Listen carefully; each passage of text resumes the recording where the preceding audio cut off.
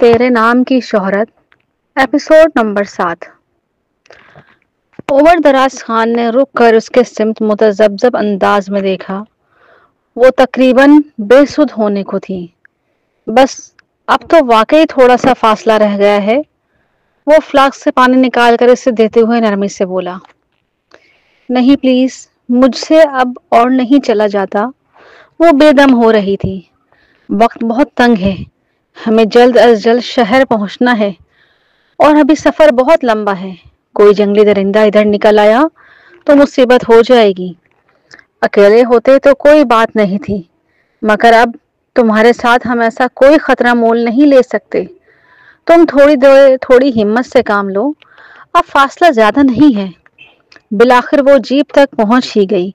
پھر ایک لامتناہی سفر شروع ہو گیا۔ جانے کتنے گھنٹے گزر گئے جیپ چلاتے چلاتے۔ بیچ میں اس نے فصیح سے موبائل فون پر رابطے کے بعد کچھ ہدایات بھی دیں۔ صبح کاذب کے آثار افق پر نظر آ رہے تھے جب جیپ اس کے محلے کے مانوس راستوں سے گزرتی گھر کے گیٹ پر آ رکی۔ اپنے گھر کے گیٹ پر نگاہ پڑتے ہی اس کے جسم و جاں میں عجیب سی سنسنی پھیل گئی۔ ایک عجیب سی کرچی کرچی کر دینے والے احساس نے جیسے اس کے پورے وجود کو حصار میں لے لیا۔ نامانوس رستوں، گلیوں، دریچوں اور مکانوں سے کتنا خوف سا محسوس ہو رہا تھا، جیسے ابھی ان کی زبانیں نکل آئیں گی اور سب کے سب مل کر بولنے لگیں گے۔ اس نے یوں ہی کسی احساس سے ٹھٹک کر اس کی طرف گردن موڑی۔ وہ نہایت سکون کے عالم میں اس کی طرف یک ٹک دیکھ رہا تھا۔ اس کی نگاہ کے جمود نے اسے جذبجذب کر دیا۔ اس کے دل تیزی سے دھڑکنا لگا۔ بڑی آہستگی سے اس نے نظر اور گردن پھیر لی تھی۔ اس لمحے اس نے اس کے توانا بازو اور گرم سانسوں کا لمس اپنے ارد گرد محسوس کیا۔ اور فصیح کو ہم نے ہدایت کر دی تھی، وہ امن ہاؤس والوں سے معاملات طے کر کے تمہاری دادی کو یہاں لے کر آنے ہی والا ہے۔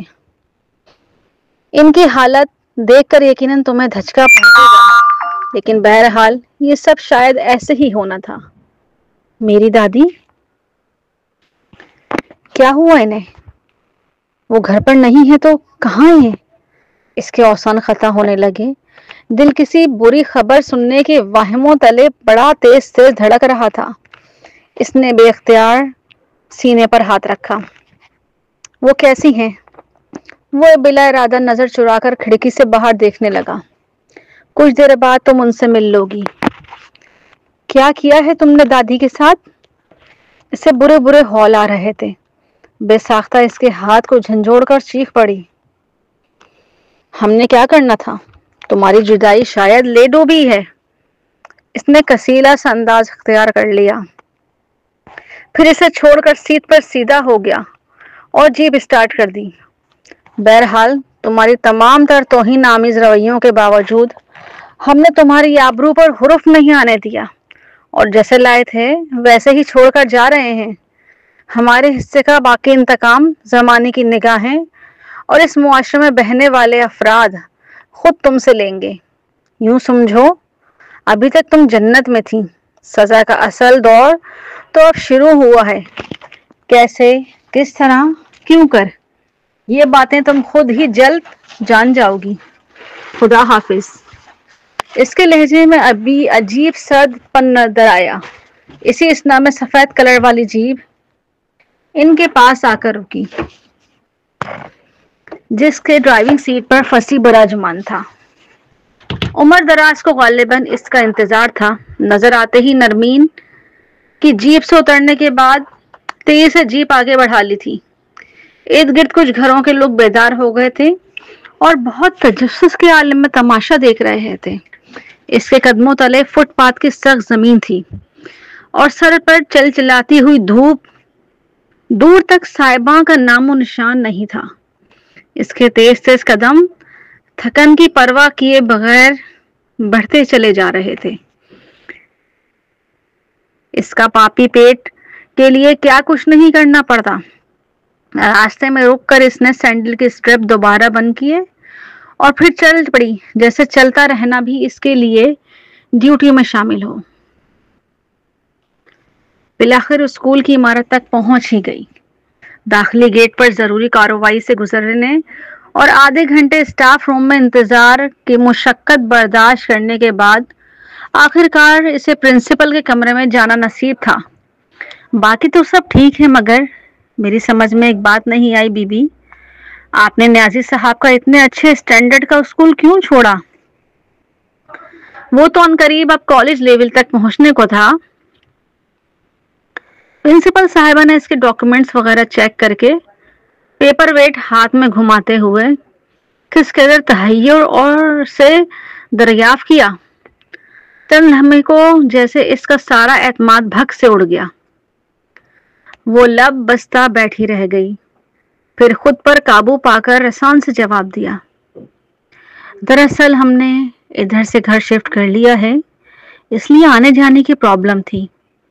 وہ یہاں سے خاصا دور پڑتا ہے، اس لیے۔ کب کیا ہے آپ نے گھر شفٹ؟ پرنسپل نے یوں ہی بل تذکرہ ہلکے پھلکے انداز میں پوچھا۔ کل ہی شفٹ ہوئے ہیں ادھر۔ چند سرسری سے سوال و جواب کے بعد بالآخر بات طے ہو گئی۔ اس کا اکیڈمک ریکارڈ بہترین تھا۔ اتنے اچھی انگلش میڈیم ہائی اسکول میں 1.5 سال پڑھانے کا تجربہ رہا تھا، اور پھر انہیں ضرورت بھی تھی، سو تھوڑی سی رسمی ردو کر کے بعد اسے رکھ لیا گیا۔ دیکھیں بی بی، ایک بات ابھی سے آپ پر واضح کر دوں، یہ اسکول پرائیویٹ ہے اور پرائمری کلاس تک کے ہیں۔ اس کو کھلے ابھی 1.5-2 سال ہوئے ہیں، اس لحاظ سے نیا بھی ہے۔ چنانچہ تنخواہ کے معاملے میں آپ کو اپنی سابقہ پے کو مد نظر رکھنا چاہیے۔ ہم فی الحال آپ کو 20,000 روپے پر رکھ رہے ہیں، اس سے زیادہ یہ ادارہ افورڈ نہیں کر سکتا۔ البتہ بعد میں حالات بہتر ہوتے ہی آپ کی کارکردگی کے مطابق آپ کی تنخواہ میں خاطر خواہ اضافہ کر دیا جائے گا۔ نرمین نے طویل سانس لے کر پرنسپل کی طرف دیکھا اور خوش اخلاقی کا دکھاوا کرنے کے لیے یوں ہی لب پھیلا کر سر ہلایا۔ 20,000 اسکول سے نکلتے ہوئے اس نے سوچا، اس کا مطلب ہے گزارا کرنے کے لیے شام کی ایک اور نوکری بھی تلاش کرنی ہوگی۔ واپسی کے لیے قدم موڑتے ہوئے ایک اور بوجھ آن پڑا تھا۔ پھر کچھ جد و جہد کے بعد اسے ایک کمپوزنگ سینٹر میں جاب مل گئی۔ خوش قسمتی سے بی اے کے بعد کمپیوٹر کلاسز لینے کا شوق اس کے کام آیا تھا۔ دادی کے 1000 شور مچانے منع کرنے کے باوجود اس نے رزلٹ کا انتظار میں گھر بیٹھنے کے بجائے وہ 9 ماہ کمپیوٹر کورس کرنے میں صرف کر دیے تھے، سو اب اس کا فائدہ ہوا تھا۔ ٹائمنگ دوپہر 2 بجے سے شام 5 بجے تک تھی، سو اس کے لیے پرابلم نہیں تھی۔ اسکول گھر سے واکنگ ڈسٹینس پر تھا۔ 1:30 بجے وہاں سے فارغ ہو کر گھر جاتی، دادی کو کھانا کھلاتی اور پھر انہیں سلا کر وہ مین روڈ سے اپنے روٹ کی بس پکڑتی اور سیدھا سینٹر جہاں پہنچتی۔ دل کی دنیا اب اس قدر برف بن چکی تھی کہ دونوں جگہ اس نے اب تک کسی سے سلام دعا اور دوستی آشنائی کی کوشش نہیں کی۔ وہ دانستہ اپنے خول میں بند رہنا چاہتی تھی، وہ جس کے بارے میں کہا جاتا تھا کہ وہ تو اتنی ہنسمکھ ہے کہ چلتی ہوا کو بھی دوست بنائے۔ اب وہ آدم بے زہری کا اشتہار بن چکی تھی۔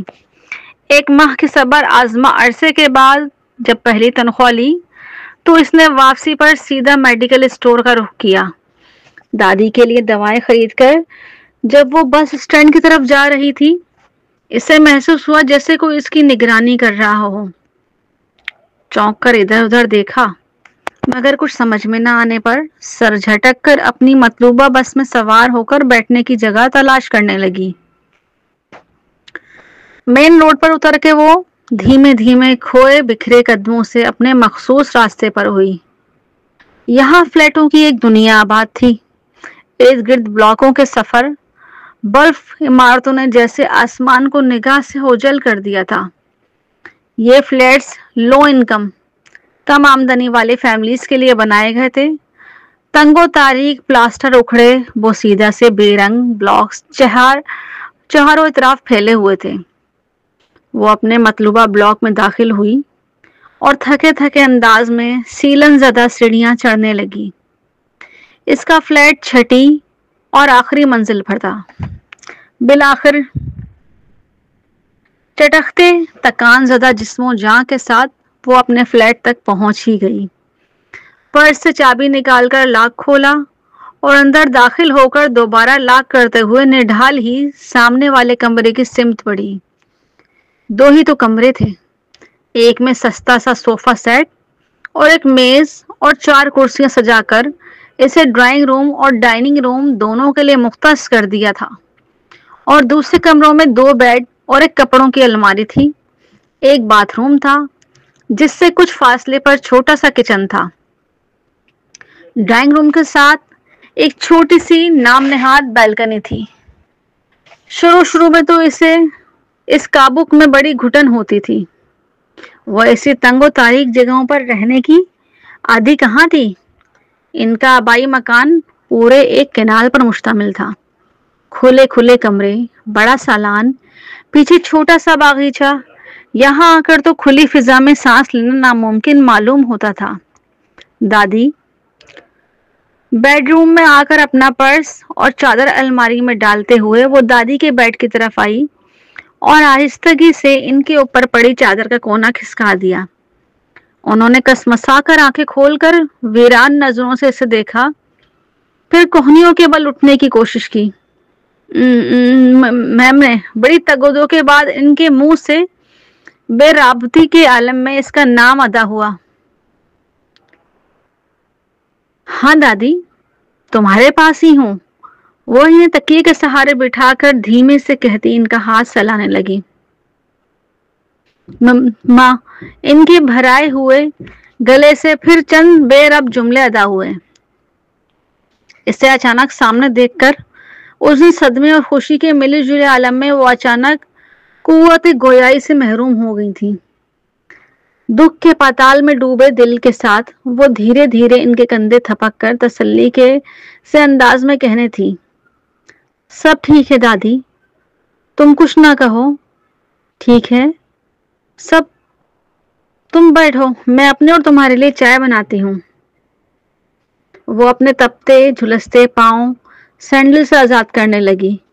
باتھ روم تو نہیں جانا دادی؟ کچن کی طرف جاتے جاتے وہ رک کر پوچھنے لگی۔ دادی کی نفی میں سر ہلانے پر وہ لباس بدل کر کچن میں آ گئی۔ دادی کو چائے دے کر اپنی چائے کا کپ وہیں کچن میں ہمراہ لے گئی اور رات کھانے کے لیے سوچنے لگی۔ تھوڑی سی مسور کی دال پڑی ہوئی تھی، اس نے وہی بھگو دی۔ کل شام کو واپسی پر 2-3 سبزیاں لے آؤں گی۔ یوں دالوں پر کب تک گزارا چلے گا؟ ویسے دادی کی تو مقوی مرغن غذائیں کھلانی چاہیے، ڈاکٹر بھی یہی کہہ رہا تھا۔ کمزوری بھی تو بہت ہو گئی ہے، مگر ابھی تو اتنے بہت سے اخراجات منہ کھولے کھڑے ہیں، پانی، بجلی، سوئی گیس کا بل اور مالک مکان کا کرایہ تو شکر ہے 6 ماہ تک کا پیشگی ادا کر دیا گیا تھا، مگر روز کھانے پینے کے اخراجات بھی ہیں۔ وہ سوچ سوچ کر دل محسوس رہی تھی، اس سے قبل گھر اور گھرداری کی الف بے بھی جاننے کی کوشش ہی نہیں کی تھی۔ کھانا پکانا تو سب دادی کے سر ہوتا تھا۔ کیا چیز ختم ہو گئی، کیا موجود ہے نرمین کے جانب بلا، مگر اب وہ ایک سرداب بھر کر رہ گئی۔ دادی آپ کی دوائیں میں لے آئی ہوں، اب انہیں باقاعدگی سے استعمال کرنا ہے، یاد ہے نا ڈاکٹر کہہ رہا تھا علاج باقاعدگی سے توجہ سے ہوگا تو کچھ عرصے بعد قوت گویائی بحال ہو سکتی ہے۔ اگلے ہفتے آپ کو لے کر جاؤں گی کہ چیک اپ کے لیے۔ کھانا پکا کر وہ وہیں بیڈ روم میں لے آئی تھی اور اب دادی کے ساتھ مل کر کھاتی، انہیں نوالے بنا کر کھلاتی۔ وہ امید افزا لہجے میں کہہ رہی تھی، مگر دادی کی سنسان مقبرے جیسی آنکھوں میں امید کی روشنی کا دور دور تک نشان نہیں تھا۔ برتن اٹھا کر سمیٹ کر کچن میں رکھنے کے بعد وہ دادی کو ان کی بے ساکھیاں تھما کر گرنے سے سہارا دے کر باتھ روم لے گئی، پھر واپس بستر پر لٹا کر کمبل ان پر ڈالا، بیرونی دروازے کا لاک ایک بار پھر چیک کیا اور کچن کی لائٹ بجھا کر دروازے بند کر کے بیڈ روم میں اپنے بستر پر آ گئی۔ دادی انشاءاللہ اچھا وقت جلد لوٹ آئے گا۔ سونے سے پہلے اس نے روز کی طرح دادی کو اور خود کو جھوٹی تسلیاں دینے کے لیے گویا رسم ادا کی۔ اس نے دیکھا دادی کی آنکھوں میں آنسو لرز رہے ہیں، بے بس مضطرب آنسو، اس کے اندر جیسے کوئی چیز پگھلنے لگی۔ دادی، وہ بولی تو اس کے بھیگے لہجے میں دکھ کی آمیزش تھی، دادی ہم نے کیا قصور کیا تھا؟ اصولوں سے دوستی ہی تو کی تھی، برائی کی نشاندہی کر کے اس کو پھیلنے سے روکا تھا، کیا یہ کوئی جرم ہے؟ پھر اتنے بہت سے پتھر کیوں ہمیں زخمی کر گئے ہیں؟ ہم معتوب کیوں ٹھہرائے گئے ہیں؟ کرے کوئی بھرے کوئی، جو فعل ہم نے نہیں کیا اس کی تہمت ہم پر کیوں لگاتے ہیں لوگ؟ اس کا جی چاہ رہا تھا کہ وہ دونوں ہاتھوں میں چہرہ چھپا کر پھوٹ پھوٹ کے روئے، دھاڑے مار مار کر اپنی روحانی موت پر بین کرے، مگر جانتی تھی دادی نے اس کے ایک آنسو پر ساری رات جاگ کر گزارنا تھی۔ سو کمال درجے کی ضبط کا مظاہرہ کرتے ہوئے وہ خود پر قابو کیے رکھا۔ سو جائیں دادی، ماضی کو دفن کر دیں، اس کے تمام تر بدصورتیوں کے ساتھ سب ٹھیک ہو جائے گا۔ اس نے جیسا رٹا رٹایا سبق دہرایا اور ان کی طرف سے رخ موڑ کر سونے کی ایکٹنگ کرنے لگی، مگر نیند کہاں تھی آنکھوں میں؟ 1.5 ماہ پہلے کیا ہوا تھا؟ اس صبح جب اس نے جیپ سے اتر کر اپنے نیم پاگل دونوں ٹانگوں سے معذور نجیف نزار دادی کا نیم مردہ لاشا دیکھا تھا، اور ارد گرد دیکھنے والوں کا ایک ہجوم تھا۔ اس دن جب لوگوں کی زبانیں خنجر بن گئی تھیں اور نگاہوں کی بے رحم برمیں اس کے اندر تک شگاف ڈال رہے تھے، دیکھنے والوں میں شامل یار بھی اغیار بھی، چند آنکھوں میں نمی، چند آنکھوں میں حقارت برہمی، چند آنکھوں میں سکوت دائمی، دشمن کو بھی یقین اور بدگماں کچھ ہم نشین، غمخوار بھی۔ کس طرح صدیاں اچانک ثانیوں میں بڑھ گئیں اور 1.5 ماہ پہلے گزرے سارے واقعات اس کی نگاہوں میں پھرنے لگے۔ جتنی دادی سے ملنے کی بےتابی تھی، اس کے در انہیں سامنے دیکھ کر جیسے سکتے کسی کیفیت طاری ہو گئی تھی۔ پھر لیے دیے انداز میں ان کا خود سے بیگانہ وجود تھام کر اپنے گھر میں داخل ہوئی تو یوں لگا جیسے کسی دوسری دنیا میں ہی آ گئی ہو۔ دادی پاگل ہو گئی اور تم اتنے عرصے تک لاپتہ رہیں۔ چنانچہ ہم نے عدالت سے اجازت نامہ حاصل کر کے مکان پر قبضہ کر لیا۔ اب یہ ہمارا ہے، ہمارا حق ہے۔ یہ مکان دادا نے بنوایا تھا، دادی کو قانونی پیچیدگیوں کی خبر نہ تھی، سو ابھی تک ٹرانسفر نہیں کروایا تھا۔ دادا کے بھائی کے بیٹے عزیز الرحمان کے بڑے عرصے سے ان کے مکان پر نظر تھی۔ اب جو میدان صاحب دیکھا تو اپنے ایک وکیل دوست کے ذریعے رسمی کارروائی کے بعد مکان پر قبضہ کر لیا اور اب اپنی فیملی کے سمیت رہائش پذیر تھا۔ وہ حیران پریشان بے صاحباں اور بے امان کھڑی تھی۔ عزیز الرحمان نے اتنی مہربانی ضرور کی کہ کچھ عرصے کے لیے اپنے ساتھ رکھنے پر رضامند ہو گئے، مگر یہ چند یوم اس محلے میں قیامت کی طرح گزرے۔ عمر دراز خان نے ٹھیک کہا تھا، اصل سزا تو اب شروع ہوئی تھی۔ لوگوں کی زبانوں کی تیز نگاہوں کی برچھیاں جیسے اندر باہر اس کے تعاقب میں رہتی تھیں۔ اسے دیکھ کر بچے بڑے یوں راستہ چھوڑ کر ایک سمت ہٹ جاتے تھے جیسے کوئی بدروح دیکھ لی ہو۔ لوگوں کی نظروں میں حقارت، نفرت، لعنت و ملامت کے انگارے برسا کرتے تھے، اور زبانیں، وہ خنجر زبانیں، توبہ توبہ دہائی ہے، 4 ماہ اپنے یار کے ساتھ گزار کر آئی ہے، لو بھلا بتاؤ، کوئی پوچھے تو تمہیں کس کا خطرہ تھا؟ بابا اماں سر پر نہیں، دادی بوڑھی، اس کی کیا مجال تھی؟ اتنا پسند تھا تو عزت سے اس سے نکاح کر لیتی، پھر چاہے جہاں مرضی جاتی۔ اس طرح اپنے خاندان کی عزت اور غیرت کا سودا تو نہ کرتی۔ اے بہن، یہ ملازمت کی شوقین لڑکیاں شادی بیاہ کے بکھیڑے کہاں پالتی ہیں؟ بن سنور کر لچکتی مٹکتی घर से निकल खड़ी होती हैं और नौकरी के बहाने अपने आशिकों दिलदारों के साथ रंग रलियां मनाती हैं। फिर इसके लक्षण तो वैसे भी शुरू से ही खराब थे। देखा नहीं था कैसे दादी से दूबदू सवालों जवाब किया करती थी। मनमानी करने और जबान दराजी करने की बद आदत तो शुरू से इसको लाहक थी। अल्लाह की मार ऐसी बेहया और बेशरम लड़कियों पर। भला बूढ़ी दादी का भी ख्याल नहीं आया? कोई खौफ खुदा नहीं रहा। एक ना दो, पूरे 4 माह तौबा अस्तगफिरुल्लाह। तुम्हारे चचा जी बता रहे थे, मैंने सुबह नमाज पढ़ने के लिए मस्जिद से निकलते हुए देखा था, इसे जीप से उतरते हुए। वो शहर का बड़ा मशहूर और दौलतमंद बंदा है। कौन भला? अरे वो ही जिसके साथ मुंह काला करके आई थी, वो नाहंजार बेगैरत लड़की। भट्टी शेख साहब, आप महल्ले के बड़े हैं, बुजुर्ग हैं। हमारा ख्याल है इस जमन में आपको ये इकदाम उठा लेना चाहिए। क्या मतलब? भाई खुलकर बयान कीजिए साहिबान।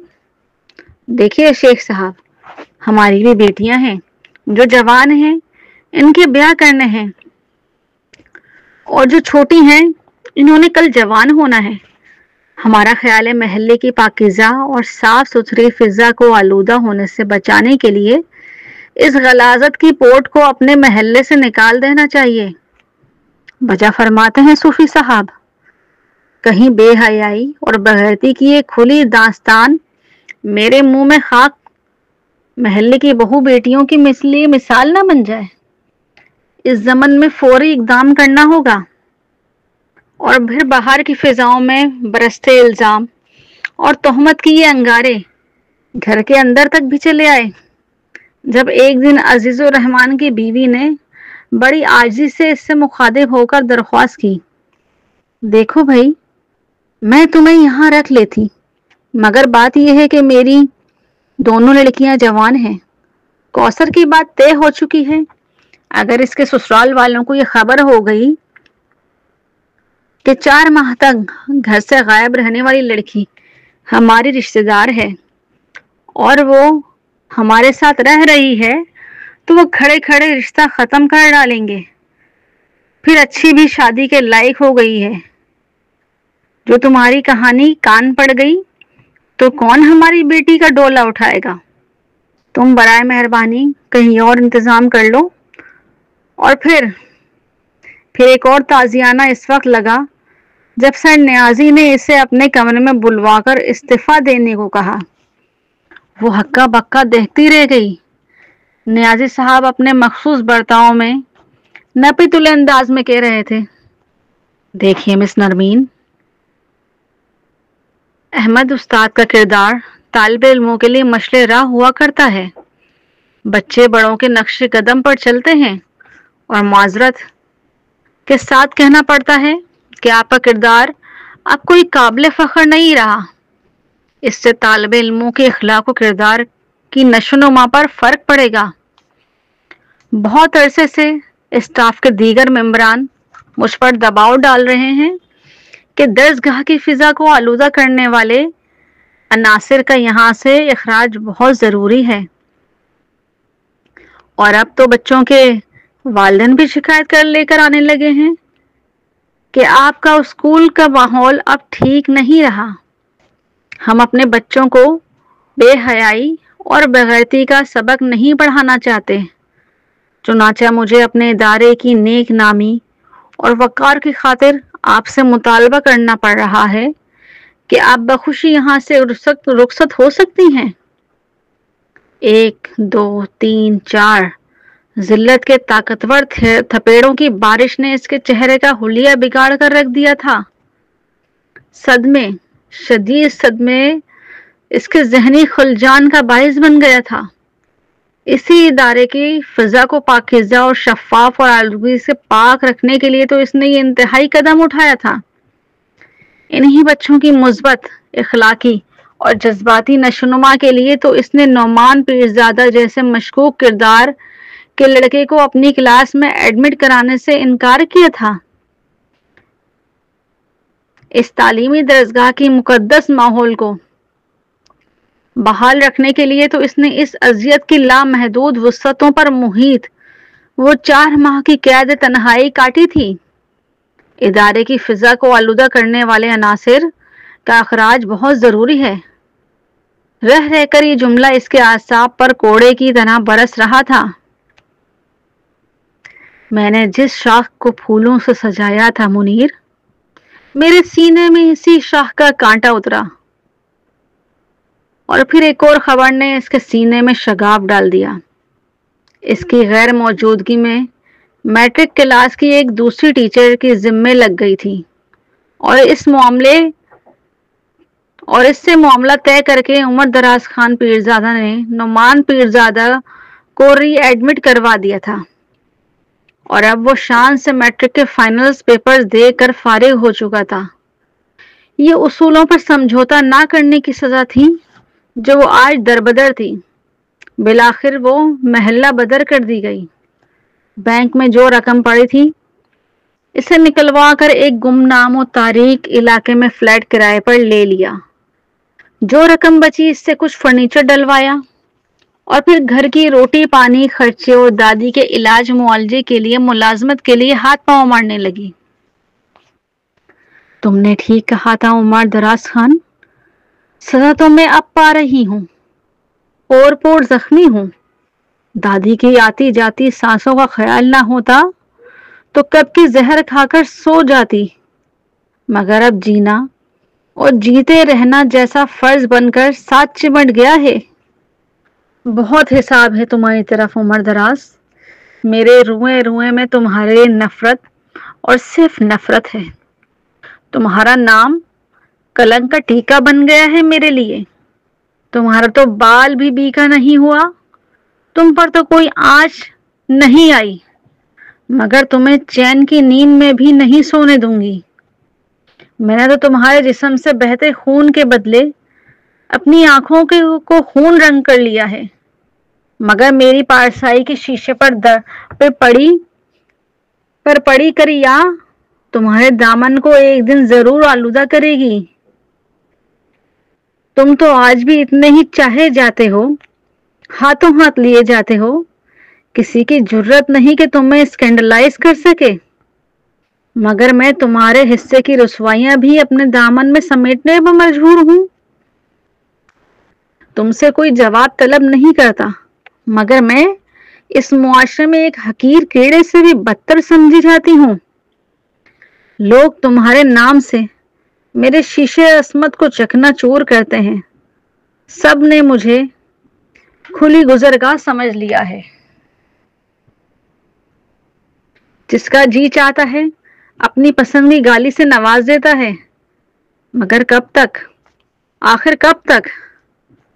جنہوں نے بستی اجاڑ ڈالی، کبھی تو ان کا حساب ہوگا۔ بھڑکتی سلگتی یادوں کی چنگاریاں رہ رہ کر اس کے دل کے گرد الاؤ روشن کر رہی تھی۔ وہ سر جھکائے اپنے راستے پر چل رہی تھی۔ سر اٹھانا تو جیسے بھول ہی گئی تھی، اب تو جیسے گناہ کرنے شرمسار ہونے والوں کی طرح دوسروں سے اپنے آپ سے چھپتی بچتی پھرتی تھی، یوں ہی اسے جیسے وہ کسی کی نظروں کے حصار میں ہو۔ اس نے کسی خدشے کے پیش نظر سر اٹھا کر سڑک کی طرف نگاہ کر، اور پھر جیسے زمین و آسمان تھم کر رہ گئے۔ وہ گھڑی کا دروازہ کھول کر قدم قدم گنتا عین اس کے مقابل آن کھڑا ہوا۔ اس وقت وہ اپنے اسکول کے گیٹ سے محض 1 فرلانگ کے فاصلے پر تھی، اور اسکول گیٹ پر بت کی طرح اساتذہ چوکیدار پوری طرح سے اس گاڑی سے نکل کر سامنے آنے والے شاندار سوٹ بوٹڈ وجیح مغرور سے بندے کی طرف متوجہ ہو گیا تھا۔ السلام علیکم، کیسے گزر رہی ہے؟ اس کے لہجے میں وہی بشاشت اور گرم جوشی تھی، گویا کچھ بھی تو ہوا تھا اسے۔ ہمیں تو تم نے خاصا پریشان کیا، ہم 2-3 دن پہلے اپنے ٹھکانے پر گئے تھے۔ वहां एक नक्श तुम्हें ढूंढता वहां एक एक नक्श तुम्हें ढूंढता तुम्हारा पता पूछता महसूस हो रहा था। मकीनों के साथ साथ मकान और माहौल ने भी तुम्हें मिस किया। वो क्या फरमाते हैं अपने साहिर लुधियानवी साहब के, जहां जहां तेरी नजरों की ओस टपक चुकी है वहां वहां से अभी तक गुबार उठता है। जहां जहां तेरे जलवों के फूल बिखरते हैं वहां वहां दिल वहशी पुकार उठता है। जवाब में नरमीन ने बला की कहरमान अंदाज में इसे देखा था। ये शाहरा है और मेरा स्कूल करीब है। मैं यहाँ कोई तमाशा खड़ा नहीं करना चाहती, इसलिए बेहतर होगा मेरा रास्ता छोड़ दो। इसका धीमा अंदाज, गजब का सर्दपन और जहर अपने अंदर समोए हुए था। अच्छा चलें, फिर मिलेंगे कभी कभी। पसपाई इख्तियार करने में कोई हर्ज नहीं होता। यूं भी इतनी बड़ी शिकस्त फाश कर देने के बाद हमारा तुमसे इंतकाम कोई सिलसिला बाकी नहीं रहा। हमारा मसला तो वैसे भी हल हो चुका है।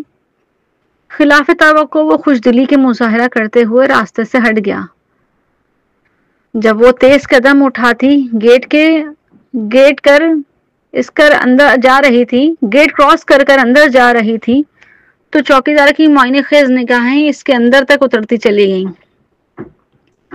दूसरे दिन चौकीदार ने उसे एक सफेद लिफाफा स्टाफ रूम में आकर थमाया तो चौंक पड़ी। वही कल वाले साहब देकर गए हैं। इसकी सवालिया नजरों के जवाब में चौकीदार ने जूम आईन अंदाज से मुस्कुरा कर जवाब दिया। वो खुद को बेबसी की इंतहाओं पर महसूस करने लगी। दिल चाह रहा था बगैर पढ़े 2 टुकड़े करके डस्टबिन में फेंक दे, मगर फिर भी कुछ सोचकर खोल लिया। अंदर स्टाइलिश से विश कार्ड पर स्याह रोशनाई में दर्ज था, हम भी शिकस्ता दिल हैं, परेशान तुम भी हो। अंदर से रेजा रेजा मेरी जान तुम भी हो। हम भी हैं एक उजड़े हुए शहर की मिसाल, आंखें बता रही हैं कि वीरान तुम भी हो। मिल जाए हम तो कैसा सुहाना सफर किए, घायल हैं हम भी, सख्ता सामान तुम भी हो। ओफ अल्लाह, इसका चेहरा गज़ो गजब से जल उठा। इसने शिद्दत जज्बात से बुरी तरह विश कार्ड मुट्ठियों में भेजकर चूर चूर कर दिया। वाह, मुझे अंगारों पर फेंक कर मेरा तमस्खुर उड़ाते हो उमर दराज खान। वो खुदा तो देख रहा है और ऊपर वाला सब जानता है कि मैं दूसरों के हिस्से का भुगतान भी भुगत रही हूँ। कहाँ तक? कभी तो रहम आएगा ना उस पाक हस्ती को, कभी तो मेरे भी दिन फिरेंगे। आओ नरमीन, हम तुम्हें घर छोड़ दें, बहुत तेज धूप है। वो स्कूल गेट से निकली ही थी जब सामने ही अपनी सुर्ख चटकती दमकती टोयोटा कोरोला से टेक लगाकर खड़ा उमर दराज खान इसे देखकर इस सिमत पड़ा। अभी इससे पहले कि वो कोई जवाब देती या अपने कदम बढ़ाती, इसी लम्हे प्रिंसिपल ने अपनी सुजुकी कार गेट से निकालते हुए इनकी तरफ देखा। इसका वजूद में जैसे कोई भौचाल सा आ गया। प्रिंसिपल अपनी गाड़ी निकालकर रवाना हो चुकी थी, मगर इसकी काटदार निगाहों ने अंदर तक इसकी रूह को छेद किए रख दिया था। क्यों आते हो बार बार मेरी राह में? तुम्हारे बिछाए हुए अंगारों पर ही तो चल रही हूं। और इत्मीनान रखना, नरमीन अहमद कोई मोम का पुतला नहीं कि मसाइब की धूप में पिघल जाए। मैं बार बार अपनी शक्ल दिखाकर मेरे दुखों को दोहरानियां बढ़ाया करो। गेट पर इस्तादा हस्ब साबिक इधर मुतवज्जा चौकीदार की वजह से वो बहुत धीमे अंदाज में गोया हुई और फिर जैसे पैर पटकती हुई आगे बढ़ी थी। अभी वो घर के कुछ फासले पर थी जब दोबारा सुर्ख करोला इसके रास्ते में हाइल हो गई। सुनो, हमें सिर्फ दो बातें कहनी हैं तुमसे। इसके गजबनाक और फट पड़ने से पहले ही इसने हाथ उठाकर इसे बोलने से रोक दिया। नंबर 1, ये हमारा कार्ड रख लो। कभी जरूरत या मुसीबत पड़ने पर बिला झिझक कॉल कर देना। मोबाइल नंबर भी दर्ज है, घर के और दफ्तर के तमाम कॉन्टेक्ट नंबर्स भी मौजूद हैं। नंबर 2, ये कि हमें साजिद लुधियानवी की जबान में तुमसे कहना था कि تیری طرف سے نہ تڑپا میرا دل، لیکن تیرے سکون سے بے چین ہو گیا ہوں میں، یہ جان کر تجھے نہ جانا کتنے غم پہنچے کہ آج تیرے خیالوں میں بھی کھویا ہوں میں۔ اس کے لبوں پر بڑی واضح قسم کی خوشگوار مسکراہٹ در آئی تھی۔ تمہارے ساتھ گزرے لمحات کی یاد ہمیں خاصا ڈسٹرب کرنے لگی ہے۔ تبھی دیکھ لو، بغیر کسی باڈی گارڈ اور ڈرائیور کے اتنی غیر معروف گڈی جگہ پہ بے خطر تم سے ملنے چلے آتے ہیں۔ وہ کہہ کر گاڑی کا دروازہ کھولنے لگا، پھر جیسے کچھ یاد آ جانے پر موڑا تھا۔ ارے ہاں، یہ بلینک چیک رکھ لو، اس میں اپنی ضرورت کے مطابق رقم بھر لینا۔ ان حالات میں ضرورت اور اتنی دیر سے زبردست کا فل لگائے کھڑی نرمین سے اپنا غصہ دبانا جب دشوار تر ہو گیا تو اس نے جھپٹ کر اس کے بڑے ہوئے ہاتھوں سے چیک تھاما اور پرزے پرزے کر کے ہوا میں اچھالتے ہوئے دانت پیس کر اس کی بات کاٹ کر غرائی۔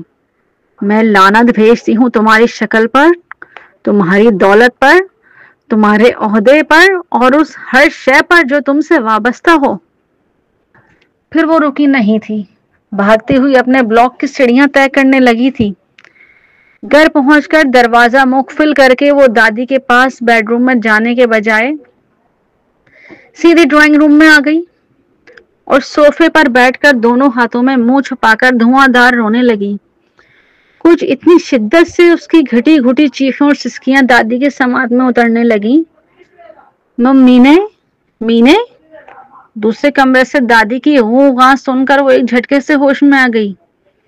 اس سے بیشتر کے اٹھ جاتی، وہ بیساکھی کے سہارے گرتی پڑتی دروازے سے الجھتی اندر آ گئی۔ ارے دادی، آپ کیوں اٹھ بیٹھی؟ اس نے تیزی سے آگے بڑھ کر انہیں تھام نہ لیا ہوتا تو دروازے سے ٹکرا کر بری طرح فرش پر جا گرتی۔ نرمین نے انہیں صوفے پر بٹھا دیا اور وہ اب اس کے کندھوں پر اپنا ریشہ زدہ بوڑھا ہاتھ رکھ کر شاید اس کے بہتے آنسوؤں کے سبب پوچھ رہی تھی جنہیں صاف کرنے کی نوبت نہیں آ سکی تھی۔ دادی، اپنی طرف سے تو اس نے خود پر ضبط کے پہرے بٹھانا چاہے مگر دل اتنا بھرا ہوا تھا کہ بے اختیار پھر سوتے پھوٹ نکلے۔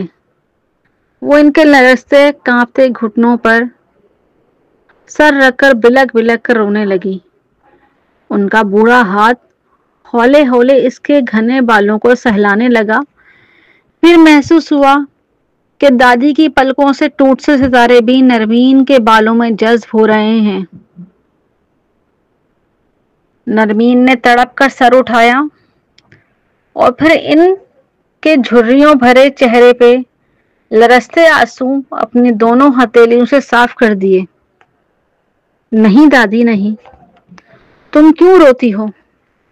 میں جو ہوں ہر زخم سہنے کو، ہر دکھ بھوگنے کو، زمانے کی نگاہ اور زبان سے نکلا ہوا تازیانہ کھانے کو۔ تم کیوں روتی ہو دادی؟ اس کا اپنا چہرہ آنسوؤں کے ریلے میں جیسے تربتر ہوتا چلا جا رہا تھا۔